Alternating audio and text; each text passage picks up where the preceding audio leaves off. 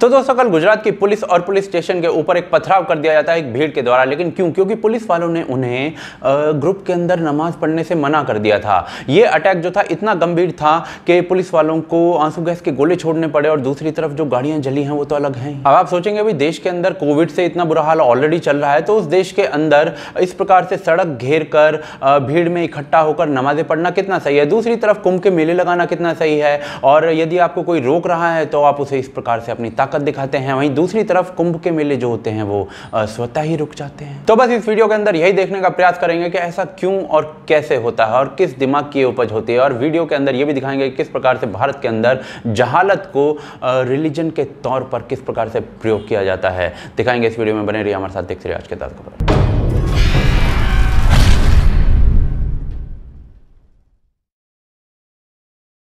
तो दोस्तों कल गुजरात में बीच पेंडेमिक में जो हुआ है वो मैंने आपको इंट्रोडक्शन के अंदर बताई है। अब दोबारा से बताकर आपका समय व्यर्थ नहीं करूंगा। इन शॉर्ट एक लाइन में अगर आपको बताऊं तो भाई नमाज की जो भीड़ थी वो दिखानी थी, उसकी ताकत दिखानी थी। देश के अंदर बीमारी चाहे कितनी भी फैले, लेकिन देश के अंदर जब भारत का प्रधानमंत्री या फिर देश के एक राज्य का चीफ मिनिस्टर या फिर जो ऑपोजिशन के सबसे बड़े लीडर हैं वो बड़ी बड़ी रैलियां जब कर रहे हैं तो आप इन नमाजियों को किस मुंह से दोष दे सकते हैं? लेकिन ये नमाजी तो भाई एक स्टेप आगे ही थे, इन्होंने तो पुलिस वालों पर अटैक ही कर दिया। लेकिन ये क्या इस प्रकार का पहला अटैक था? जी नहीं, ये लिस्ट इतनी लंबी है कि इस वीडियो में डिटेल में हम बता भी नहीं सकते हैं। 3 अप्रैल 2020 को अलीगढ़ में एक मस्जिद में जुटी भीड़ को पुलिस ने लॉकडाउन का पालन करने के लिए कहा। भीड़ ने पुलिस पर ही पथराव कर डाला। 3 अप्रैल 2020 को ही कन्नौज में नमाजियों की भीड़ पुलिस पर पथराव करती है क्योंकि पुलिस ने लॉकडाउन का वायलेशन करने पर सवाल पूछ लिया।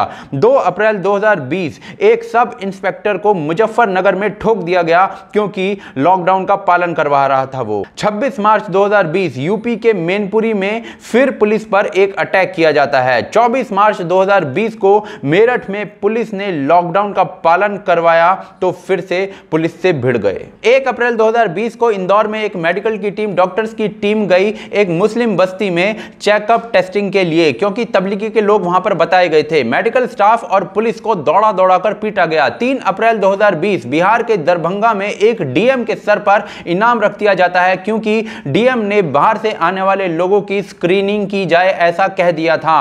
1 अप्रैल 2020 को ही जब पुलिस तबलीगी जमातियों को लोकेट कर रही थी तो बिहार में पुलिस पर गोली चला दी मोहम्मद मुसवा नाम के एक व्यक्ति ने और गुजरात में पथराव हुआ उसी दिन। 1 अप्रैल 2020 को महाराष्ट्र के अहमदनगर में हेल्थ ऑफिशियल्स को पीट दिया गया जो बस्ती में टेस्टिंग और कॉन्टैक्ट ट्रेसिंग डिटेल्स वगैरह लेने के लिए गए थे। 3 अप्रैल 2020 कर्नाटका के हुबली में बड़ा जमघट लगता है। नमाज के लिए पुलिस लॉकडाउन फॉलो करने के लिए कहती है तो पिट कर आती है। 2 अप्रैल को बेंगलुरु में ही आशा वर्कर और नर्स पर भीड़ अटैक कर देती है जो कोविड से रिलेटेड इंफॉर्मेशन ले रही होती है। वहां पर अटैक की इंस्ट्रक्शंस वहां पर सीधे मस्जिद के अंदर से आई थी उस दिन। और ये जो इंसिडेंट्स की लिस्ट है ना, ये इतनी लंबी है कि मैं खुद सोच में पड़ गया कि किस इंसिडेंट को यहां पे डालूं, किस इंसिडेंट को यहां पर नहीं डालूं। ये लिस्ट इतनी ज्यादा लंबी है। लेकिन इस वीडियो में आगे बढ़ने से पहले मैं आपको यह बात क्लियर कर देना चाहता हूं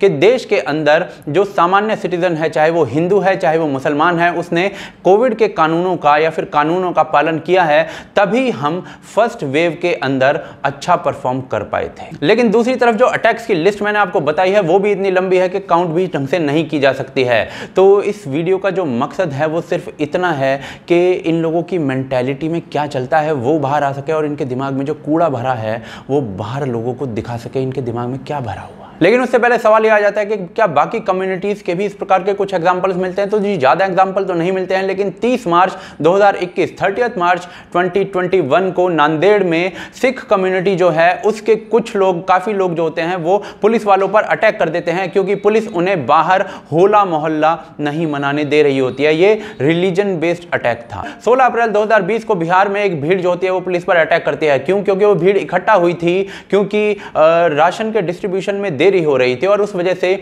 वो भीड़ राशन के लिए इकट्ठा हुई थी। जब पुलिस वालों ने रोका तो उनके ऊपर अटैक कर दिया गया। ये भीड़ किस रिलीजन की थी ये नहीं पता, क्योंकि जो अटैक था वो रिलीजन बेस्ड नहीं था। इसी तरीके से 23 मार्च 2021 को पुलिस पर अटैक हो जाता है, लेकिन ये भी रिलीजियस कारण से नहीं, किसी अन्य कारण से होता है जिसमें किसी व्यक्ति की मृत्यु होती है। भीड़ का तो पता नहीं, क्योंकि कुछ हिंदू नाम वालों की भीड़ हो सकती है, पर जब अटैक रिलीजियस कारण से ही नहीं हुआ तो इस भीड़ को हिंदू भीड़ कहना कितना उचित है उसका जजमेंट आप खुद ले सकते हैं। दूसरी तरफ लॉकडाउन में शिरडी के मंदिर में रामनवमी के उत्सव पर कुछ लोगों को इकट्ठा करते हुए कोई सेरेमनी करना, या फिर कलकत्ता के अंदर कुछ मंदिरों में लॉकडाउन का उल्लंघन होना, इस प्रकार के एग्जाम्पल्स आपको मिलते हैं, लेकिन अटैक का एग्जाम्पल नहीं मिलता है आसानी से। लेकिन नमाजियों और मौलवियों की साइड से तो भाई अटैक्स की लिस्ट ही खत्म नहीं हो रही है, तो ऐसा है क्यों? अगर उसको समझना है तो हमें पहले कुंभ में जाना पड़ेगा और उसके बाद तबलीगी पर। तो जी कुंभ का मेला चल रहा था और देश के अंदर कोविड के केसेस बढ़ रहे थे। रोज टीवी पर सब चिल्ला भी रहे थे, लेकिन दूसरी तरफ शाही स्नान चल रहा था। लेकिन क्यों? क्योंकि उत्तराखंड के जो सीएम है वो भाई साहब कह रहे थे कि गंगा मैया के आशीर्वाद से आपको कोरोना होगा ही नहीं। दूसरी तरफ प्राइम मिनिस्टर हो, चीफ मिनिस्टर हो, ममता बनर्जी हो, नरेंद्र मोदी हो या फिर राहुल गांधी हो, सब धनाधन रैलियां कर रहे थे। लेकिन जब केसेस जो थे धमाकेदार तरीके से बढ़ने लगे तो एक कुंभ का अखाड़ा सामने आता है और खुद से कहता है कि भाई अब कुंभ जो है सांकेतिक होगा, यहाँ पर भीड़ नहीं होगी। अगले दिन प्राइम मिनिस्टर अपील कर देते हैं कि भाई कुंभ को खत्म किया जाए, और सेम डे जो है सारे अखाड़े स्वतः ही इसके लिए तैयार हो जाते हैं। कोई रोष नहीं होता, कोई पुलिस वालों पर हमला नहीं होता। वहीं तबलीगी जमात वाले जो हैं वो मरकज में जब हजारों की भीड़ के साथ बैठे थे लॉकडाउन के अंदर, तो जब पुलिस ने उन्हें पहले खाली करने को कहा तो उन्होंने पहले खाली करने से मना कर दिया। फिर जब जबरदस्ती करने की कोशिश की गई तो वो छुप गए। उसके बाद देश के कोने कोने में पहुंच गए, और उसके बाद जब प्रशासन ने उन्हें खुद सामने आने को कहा तो उन्होंने वो भी नहीं किया, और जब प्रशासन ने उन्हें ढूंढ लिया तो वायलेंस करना शुरू कर दिया कुछ मौकों पर, क्योंकि जमाती खुद को आइसोलेशन में नहीं रखना चाहते थे। और जिन जमातियों को आइसोलेशन फैसिलिटीज में भेजा भी गया हॉस्पिटल्स में, उधर उनकी ये शिकायतें आने लगी कि ये थूक रहे हैं डॉक्टर्स के ऊपर, या फिर सेक्सुअल मोलेस्टेशन तक के चार्जेस लग गए। ये सब कुछ नहीं, क्वारंटाइन सेंटर के अंदर नंगा घूमना है, फिर गुजरात के क्वारंटाइन सेंटर के अंदर हंगामा खड़ा कर देना है, या फिर नरेला के क्वारंटाइन सेंटर के अंदर बीच कॉरिडोर में शौच के लिए बैठ जाना, ये सारे वो काम थे जिनके ऊपर एफआईआर दर्ज हुई थी। जब ये सारे काम किए गए थे तब देश के लोगों का जो गुस्सा था वो इन जाहिल जमातियों पर फूटा था। अदरवाइज अगर ये कॉपरेट करते ना तो शायद लोगों की संवेदना इनके साथ होती। तो ये डिफरेंस है उधर के रिलीजियस प्रैक्टिस करने वालों में, या फिर उन लोगों में जो रिलीजन को अपने माथे पर चिपका कर चलते हैं, और इधर वालों में। लेकिन क्यों है? तो उसका रीजन बहुत ही सिंपल है। एक स्ट्रॉन्च रिलीजियस नमाजी के लिए जो लॉ का मतलब है वो शरिया लॉ होता है, वो भारत का कानून नहीं होता है। और शरिया लॉ के मुताबिक जो भीड़ वाली नमाज है जुम्मे की, वो आपको अदा करनी ही है किसी भी हालत में, तो उसके आगे भारत का कानून क्या बेचता है। दूसरी तरफ हिंदू साइड में कोई भी बुक दी बुक नहीं है, कोई भी बुक कमांडमेंट की तरह नहीं है, और अगर कहीं पर है भी तो कोई ढंग से फॉलो भी नहीं करता है। तो इस वजह से भारत के कानून का फॉलो करना, उसका आदर करना थोड़ा सा आसान हो जाता है। और एक्सेप्शंस में और कॉमन बिहेवियर में क्या फ़र्क होता है वो आपको पता ही होगा। तो ये है पूरा सीन। ये वीडियो हिंदू मुस्लिम पर नहीं, सिर्फ उस शिटी रिलीजियस लॉजिक के ऊपर है जो इतनी बड़ी त्रासदी के समय भी ये कांड करने पर लोगों को मजबूर कर देता है। सिर्फ ये दिखाने का प्रयास है इस वीडियो में कि उन लोगों के दिमाग में 24 घंटे क्या चलता है, शरिया। और दिखाना इंपॉर्टेंट इसलिए है कि जिस समय देश त्रासदी से जूझ रहा है, ये बेवकूफ़ कुछ लोग जो हैं वो ये सब काम कर रहे हैं। लेकिन आपको इसकी इंपॉर्टेंस समझ में आ रही है नहीं, ये तो मैं नहीं जानता हूँ, क्योंकि मेरे भोलेपन को आप जानते हैं। लेकिन आपको पता होगा तो आप हमें कमेंट करके बता सकते हैं कि आप इसकी इंपॉर्टेंस को समझ रहे हैं या नहीं समझ रहे हैं। दूसरी तरफ हमें सपोर्ट करना चाहते हैं तो patreon.com है उसके लिए, और ज्वाइन बटन है उसके लिए, आप हमें सपोर्ट कर सकते हैं। इनके थ्रू लिंक डिस्क्रिप्शन और पिन कमेंट के अंदर है। सपोर्ट वांछनीय है क्योंकि उसके थ्रू ये चैनल जीवित रहता है। आप देख रहे हैं आज की ताज़ा खबर। जय हिंद, जय भारत।